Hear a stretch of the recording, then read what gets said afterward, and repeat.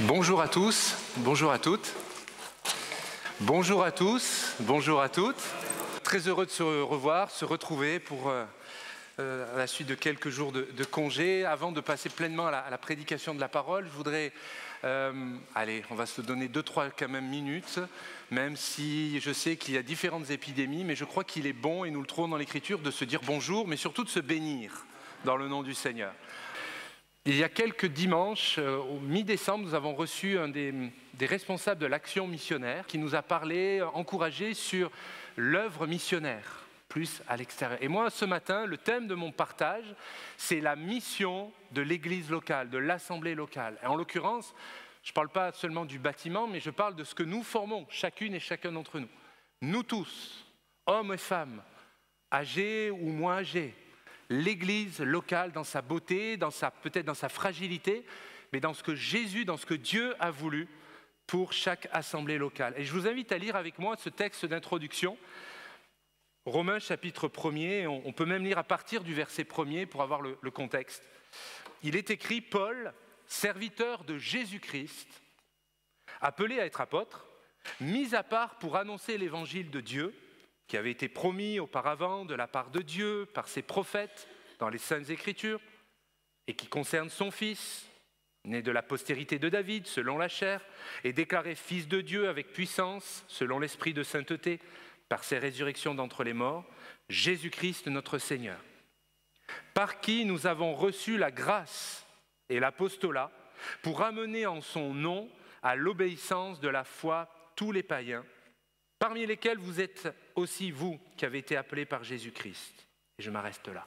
Le verset, mon verset d'introduction, de début de réflexion, c'est ce verset 5. Jésus-Christ, par qui nous avons reçu la grâce et l'apostolat, je vais expliquer tout cela, pour susciter l'obéissance de la foi, et dans la version, la Bible à la colombe, l'obéissance de la foi parmi les nations.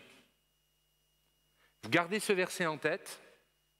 Peut-être que tu peux afficher, toi, pour nous tous dans l'Église, Matthieu chapitre 28, verset 18, Jésus déclare « Allez, faites de toutes les nations des disciples ». Notre mission se rappelle cet encouragement de cette parole ce matin. Notre objectif en tant que serviteur de Dieu n'est pas uniquement d'assurer des réunions,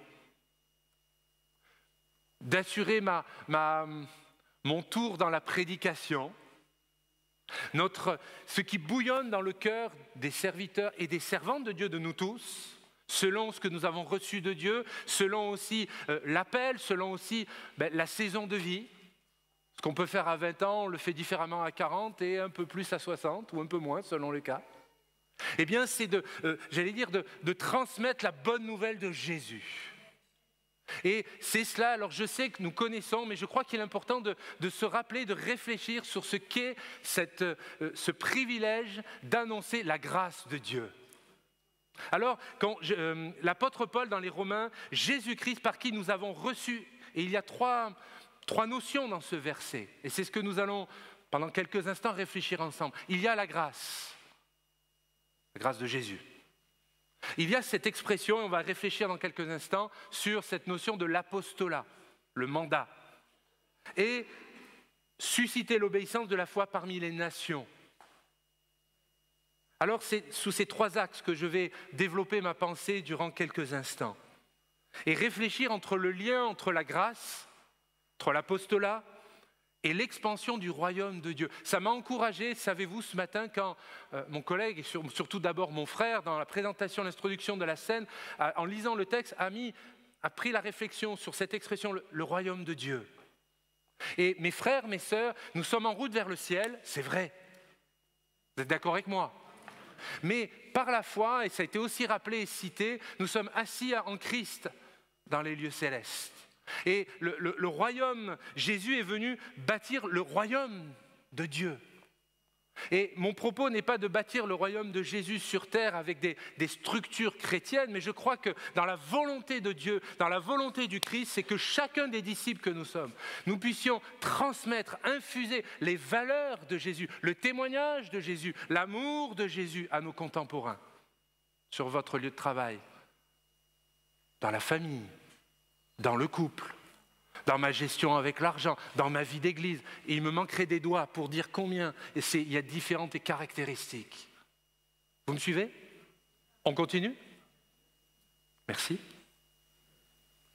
La grâce de Dieu. Pour ceux qui sont peut-être ou qui connaissent cela dans notre histoire d'origine protestante, le sola gratia, les solae protestants, seule la grâce, si chère au cœur des protestants, dont nous sommes, nous protestants évangéliques. Et j'aimerais rappeler ce texte, on peut le lire ensemble, tu peux l'afficher pour nous, à la fin du Nouveau Testament, l'épître de Tite, au chapitre 2 et au verset 11, il est écrit, Tite chapitre 2 verset 11, il est écrit « La grâce de Dieu, source de salut pour tous les hommes, a été manifestée. » Garde ce verset, s'il te plaît, merci. Remarquons premièrement que la grâce de Dieu, elle est pour tous. Elle est pour toutes. Et quand ce matin, comme vous, comme moi, vous avez entendu les prières spontanées des uns, des autres, des hommes, des femmes, des plus jeunes, de nos aînés, on entend des intonations, il y a des cultures au milieu de nous différentes. L'Église de Jésus-Christ, l'Assemblée locale, n'est pas un club. Amen. C'est Jésus qui bâtit l'Église.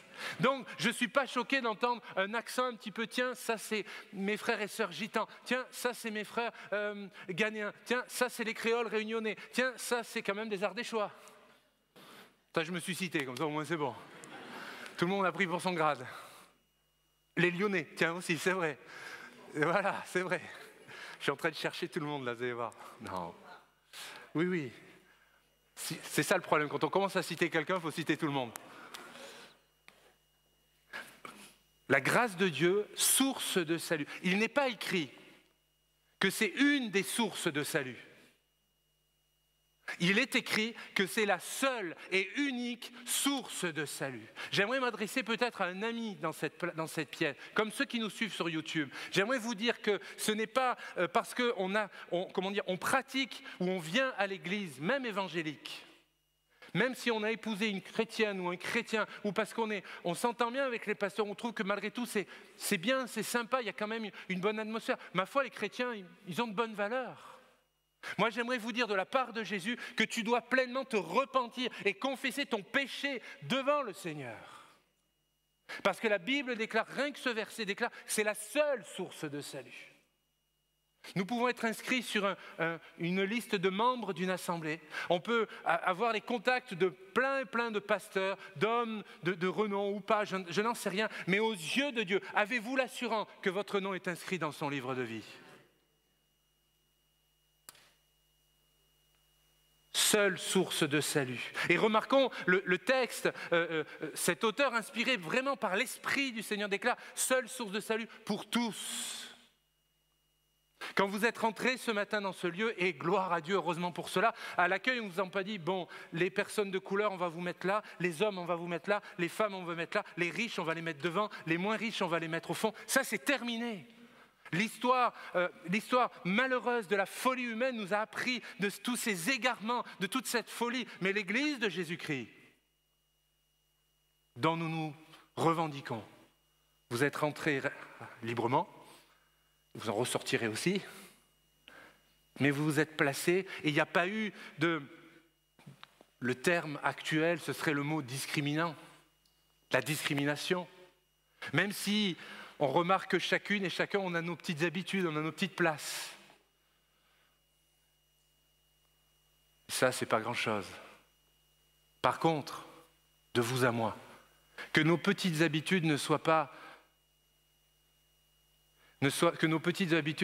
une pierre d'achoppement pour une personne qui viendrait pour là ou la première fois, ou qu'une personne viendrait en se disant « mais je me suis assis là, oui mais attendez monsieur, c'est ma place, ça fait 20 ans que je viens là ».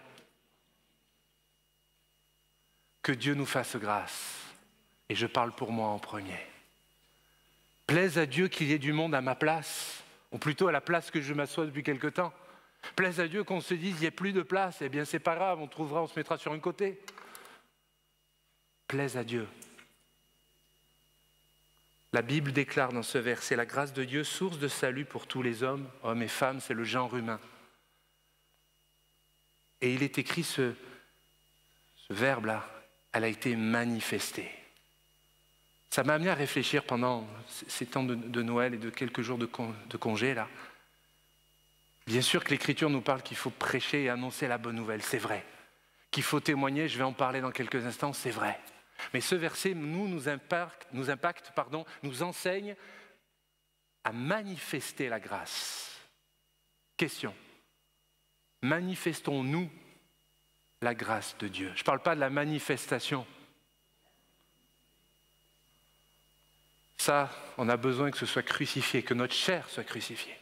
Mais manifester, c'est de la démontrer, de la montrer en public, qu'il y ait des démonstrations de l'amour de Jésus, de la compassion, de l'amour.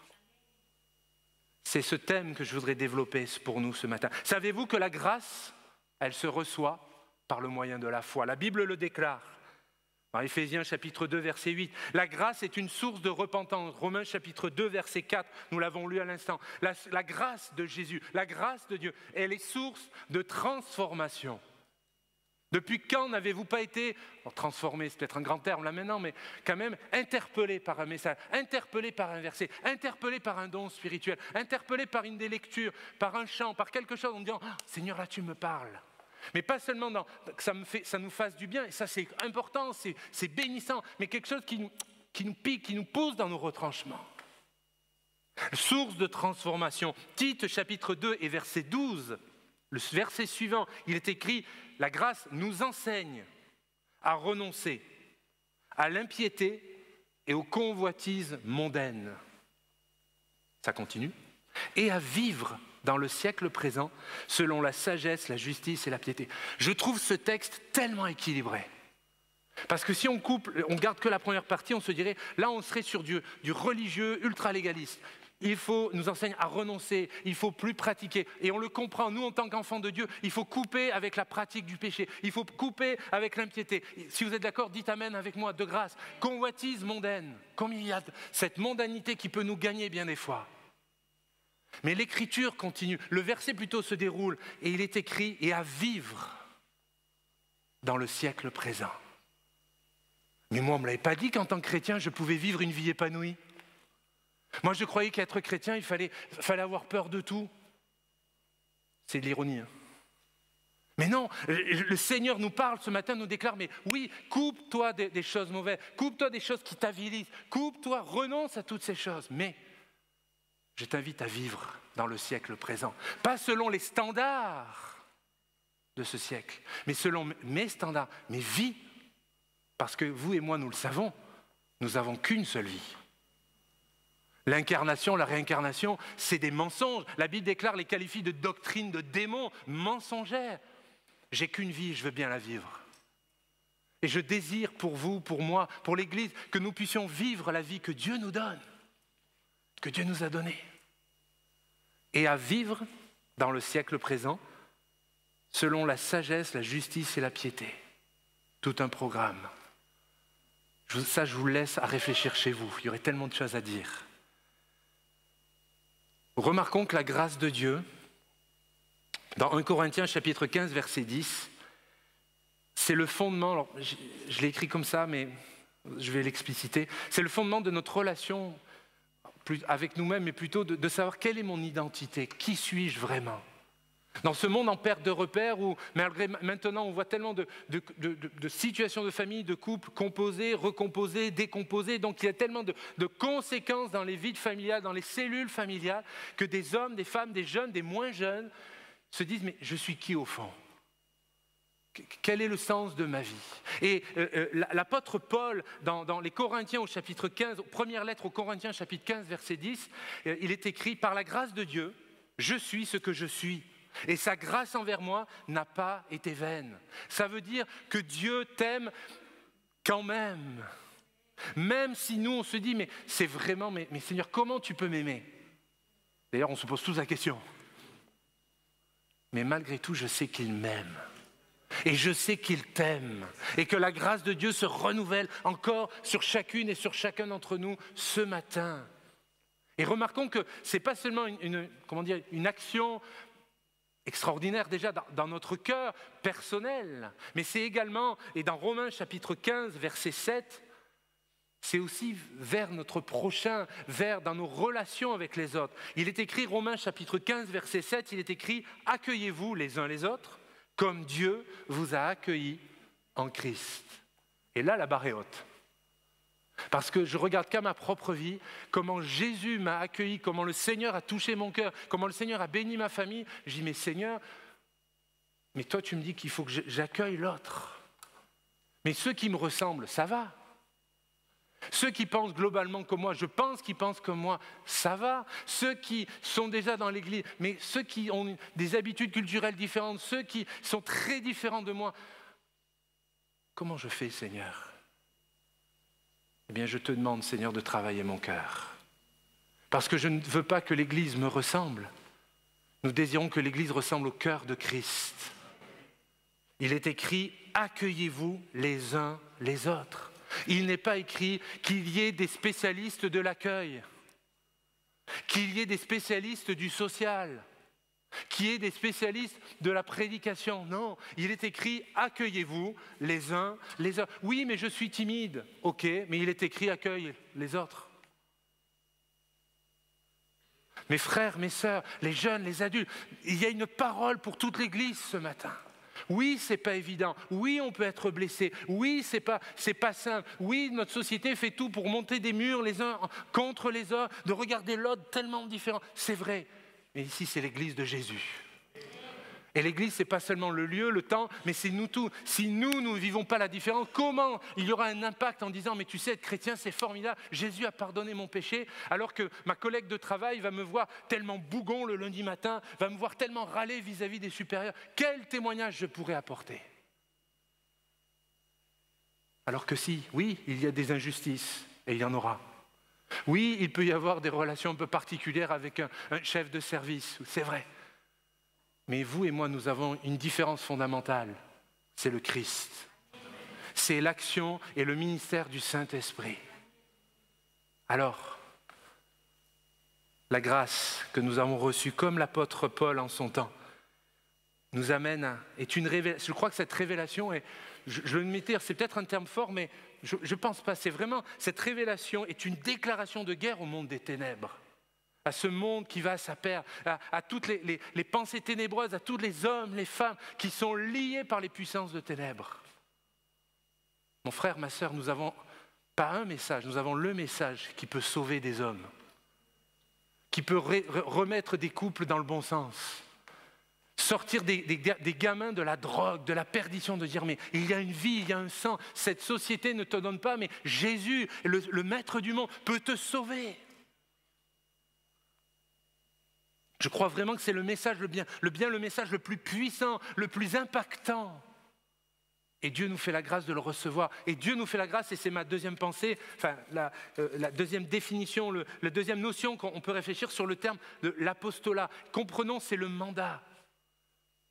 Bien sûr que quand il écrit cela, il fait référence immédiatement à l'exercice de son ministère. Lui, l'apôtre, l'envoyé de l'Église. Mais vous et moi, ne sommes-nous pas des envoyés ? Là où vous êtes, moi je n'y vais pas.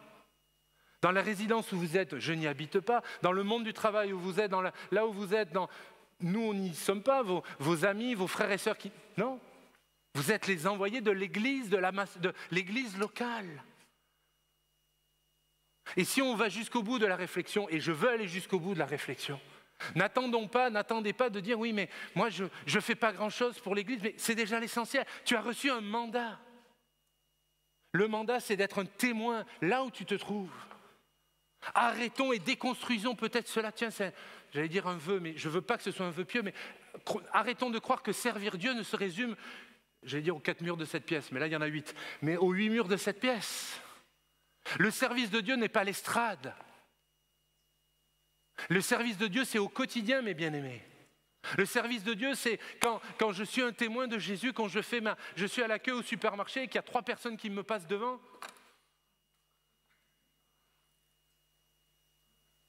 Et pire si c'était moi qui passais devant. C'est au quotidien. Remarquons que Jésus déclarera à l'apôtre Pierre, sur cette pierre, il déclare, je bâtirai mon église. Et j'aime préciser, développer la pensée de Jésus, pas développer la pensée de Jésus, mais préciser pour nous, il bâtit son église et le Seigneur est un bâtisseur de vie. Il veut continuer de bâtir nos vies, votre vie chrétienne, votre relation, votre vie spirituelle, votre piété, bien sûr. Amen. Mais aussi dans nos relations. Parce que moi, je ne suis pas dans votre cœur. Comme dit souvent ma femme, mais je ne suis pas dans ta tête. Si tu ne me le dis pas, je ne peux pas en entendre. Et ça m'ennuie. Parce qu'il faudrait qu'elle comprenne. Et là, tous les maris disent, il a raison. Seigneur, touche notre... Oui, mais non, Dieu nous a créé avec la bouche et de bien verbaliser les choses. Plus sérieusement, la définition de ce mandat, c'est d'annoncer, ok, le témoignage, on l'a compris, mais je crois surtout d'incarner. Alors on n'est pas le Christ, nous, mais on est des témoins. Chrétiens, c'est petit Christ. D'incarner la bonne nouvelle de la grâce de Dieu. Moi, je trouve que la grâce, la pertinence de la grâce dans une société où la performance, la compétition et l'individualisme, elles font des ravages, nous, on arrive avec un message extraordinaire, on renverse les valeurs. Riche ou pauvre, non, on est tous des enfants de Dieu en Jésus-Christ. L'Église est bâtie, et nous le trouvons plusieurs fois dans l'Écriture, l'Église de Jésus est bâtie sur le fondement des apôtres, l'enseignement, ce qu'ils ont reçu des premiers apôtres, bien sûr. Et j'aime bien cette expression, est bâtie sur le fondement des apôtres et des prophètes. Allusion faite à la Bible, à la parole de Dieu, bien sûr, à nos prédécesseurs, bien évidemment, aux hommes qui ont vraiment reçu une révélation puissante de la part de Dieu, mais aussi, j'allais dire, à l'aspect prophétique. Et là, je voudrais poser une question et m'adresser à chacun d'entre vous. J'allais dire droit dans les yeux, individuellement. Nous aimons rappeler que nous sommes une église dite de Pentecôte, qui croyons dans l'action et le ministère du Saint-Esprit, dans le baptême dans le Saint-Esprit, dans l'exercice des dons spirituels, c'est vrai. Mais toutefois, la caractéristique d'une église locale n'est pas sa dénomination sur le fronton du lieu de culte. C'est comment la communauté vit et s'approprie les promesses. Mon frère, ma sœur, et là je m'adresse aux croyants. Depuis combien de temps n'as-tu pas demandé à Jésus de te renouveler dans le Saint-Esprit? J'attends pas de réponse, mais je vous invite à réfléchir à cela. Depuis combien de temps tu n'as pas exercé un don spirituel? Mon propos n'est pas accusateur, il nous questionne juste, nous amène à réfléchir. Depuis combien de temps tu ne t'es pas dit, je vais prendre un temps, je vais me mettre à part pour Dieu? Peu importe que tu jeûnes ou pas, je ne rentre pas, ça pourrait, mais depuis quand tu ne te dis pas, non, là je veux juste vraiment rester focus, me centrer sur la pensée de Christ, ça a été apporté vendredi soir. Recevoir et garder la pensée de Christ. On a tous des agendas, tous, même un emploi du temps d'église, même des projets, des programmes, on en a parlé il y a quelques instants. Mais l'apostolat, c'est un mandat. En se convertissant, donnant nos vies à Jésus, nous avons reçu cette vocation de témoigner de Jésus. C'est dans le package, mes amis. C'est pas de dire, moi je reste chrétien, mais non, le témoignage, c'est pas pour moi. En fait, tu n'as pas tout compris. Parce que je suis sauvé, mais pour annoncer la bonne nouvelle de Jésus. Alors bien sûr, tout le monde n'aura pas reçu l'appel comme Charles Spurgeon qui disait « Mon église, ma paroisse, c'est le monde entier ». Non. Mais là où tu es, brille de l'amour de Jésus. Ah, si nous-mêmes, nous nous censurons, alors qu'on a encore la liberté de culte aujourd'hui dans notre pays, si nous nous censurons, si nous réfléchissons tellement, qu'est-ce que ce sera si un jour dans notre beau pays de France, la liberté de culte était plus que menacée, mais cloisonnée, verrouillée. La Bible déclare, et nous le disons, et nous avons encore dit Amen tout à l'heure en disant, oui, le Seigneur revient bientôt, et nous le savons qu'une des promesses, un des aspects de la promesse du retour de Jésus, c'est que dans les temps de la fin, ça sera de plus en plus compliqué. Il est encore temps d'ensemencer et de parler de l'amour de Jésus, mes amis. Il est encore temps, là où vous êtes, de briller de l'amour du Seigneur. Et déconstruisons ensemble, s'il vous plaît, de croire que pour être un témoin de Jésus, que pouvoir de témoigner du Seigneur, il faut être parfait, il faut bien parler, il faut savoir tout citer les versets. Non. Mais priez Dieu. Peut-être là, à l'instant, le Saint-Esprit vous met à cœur une personne sur votre cœur. Un ami, un frère, une sœur, un mari, peu importe, un collègue, j'en sais rien. Eh bien, priez pour lui, pour elle, pour ce voisin, pour cette voisine. Et invitez, dites Seigneur, je vais prendre qu'un prospectus, mais je veux que cette personne, elle soit là à la mission. Je veux que cette personne, pas seulement qu'elle vienne, mais qu'il y ait du fruit, du résultat. Le mandat de l'apostolat, ce mandat d'être des témoins, n'est pas un témoin selon les circonstances. Je suis témoin de Jésus, point. Être des témoins du Christ. Remarquons que c'est un mandat aussi d'autorité. Jésus a pu dire « Et les portes du séjour des morts ne prévaudront pas contre elles ». C'est fort. Alors nous, on est limités parce que nous sommes des êtres finis, Dieu est un être infini, nous sommes limités par la maladie, par nos capacités, le manque de nos capacités, par la fatigue, par l'âge, par la maladie, par plein de choses, c'est vrai. Mais nous prions et nous servons le Messie, celui qui est ressuscité, mes amis, celui que même la mort n'a pu retenir. J'arrive pas à le comprendre, mais je sais que c'est vrai. Parce que c'est ce Jésus qui a sauvé mon âme. C'est ce Jésus qui a bouleversé ma vie, qui m'a permis de réaliser que j'étais un pécheur, que j'avais besoin de me repentir. C'est ce Jésus que nous servons ensemble, encore ce matin. Alors, pour terminer, parce que le temps passant, je veux quand même prendre un exemple que l'apôtre Paul nous donne dans l'exercice de cet apostolat. Dans 2 Thessaloniciens, chapitre 2, et du verset 7 au verset 11, vous pourrez reprendre cela en le lisant chez vous. Et je suis interpellé parfois, souvent, l'apôtre Paul prend des exemples pour développer, pour démontrer, faire une démonstration des arguments. Après avoir donné des arguments sur la doctrine, il prend des exemples de la vie familiale. Et il est écrit dans ce texte, « Timothée, mon enfant légitime, comme une mère, nous avons été pleins de douceur parmi vous. Comme un père, je vous ai conseillé. » Et là, il amène avec, bien sûr inspiré par l'Esprit du Seigneur, le fait que Dieu n'est ni du genre masculin ni du genre masculin. Dieu est tout et rien à la fois. J'ai besoin, et quand on passe par le deuil, quand on passe par des moments compliqués ou de souffrance, on a besoin de ressentir la douceur des bras maternels. Et quand on a besoin de la force, du soutien, eh bien il y a l'ombre du Père, le Père majuscule, le P majuscule, qui s'approche du petit Cédric. Non, je viens me blottir dans tes bras. Mes frères, mes sœurs, chers amis, j'aimerais vraiment vous rappeler que je crois vraiment qu'un des aspects de la vie de l'Église, de la mission de l'Église, c'est d'être tout cela à la fois. L'apostolat, le mandat que Dieu donne à l'Église et à l'Église locale, ce n'est pas de l'autoritarisme.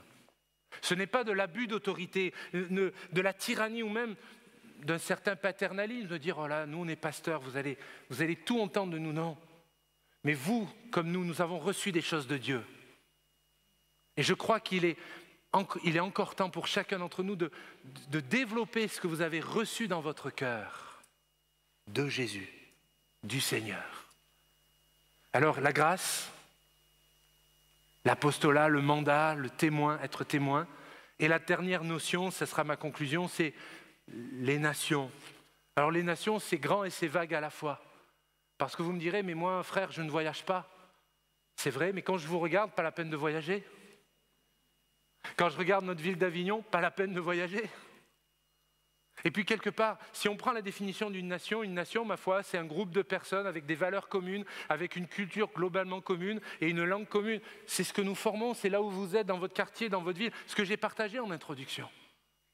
Donc parfois, certains s'attendent à un appel de Dieu avec une main qui va traverser le ciel en disant « il faut que tu partes dans tel pays ». Ça existe, ça a existé et ça existera encore, Dieu voulant. Mais on n'a pas besoin de recevoir, on a déjà tout. Tu es déjà mandaté pour témoigner là où tu es.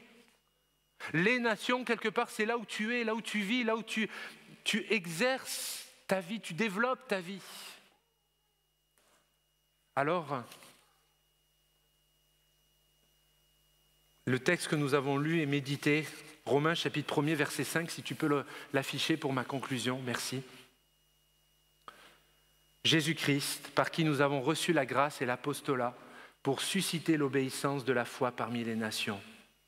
J'aimerais vous inviter à ranger vos Bibles et à courber nos fronts maintenant. Je vais demander à Juniste si tu peux venir jouer une mélodie à la guitare, s'il te plaît. Merci. Alors je vous invite simplement à réfléchir quelques instants.